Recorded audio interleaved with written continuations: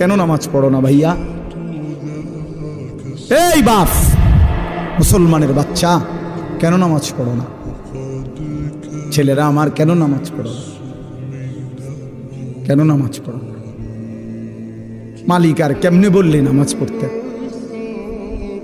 রাসূলুল্লাহ সাল্লাল্লাহু আলাইহি ওয়াসাল্লাম হাসরের ময়দানে জিজ্ঞাসা করবে, উম্মত, পিঠটা তায়েফের পাথরের আঘাতে চাল্লির মতো ছিদ্র বানায় ফেলছিলাম, ক্ষুধার কষ্টে পেটে পাথর বাঁধছিলাম, 3 মাস আমার ঘরের চুলায় আগুন জ্বলে নাই, আমি উম্মত দান দান শহীদ করে রক্তে ভাসে গেছি, 23টা বছর আমি কোনোদিন ঠিক মতো ঘুমাই নাই, এত কাঁদলাম, এত রক্ত ঝরাইলাম, বিনিময়ে তোর কলজাটা নরম করতে পারলাম না,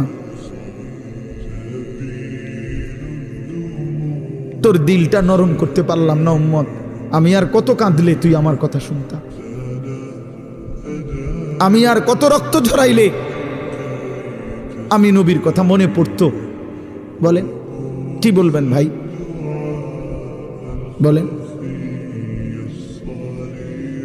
কি জবাব হতে পারে তখন?